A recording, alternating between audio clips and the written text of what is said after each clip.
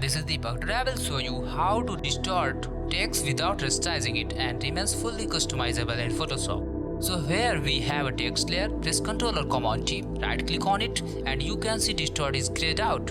So normally we can do a right click and choose rasterize type.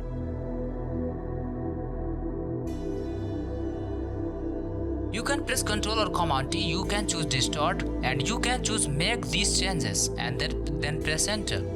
But the problem is that you can't change the text now, so instead of doing this I suggest that to you to do this, and that is go back, right click and choose convert to smart object. Now you can press Ctrl or Command T, right click on it and select whatever, choose what you want.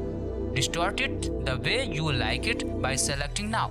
You might be thinking, hey, how do I change the text? Of course you can click on the thumbnail, it opens another document where you can make the changes you like.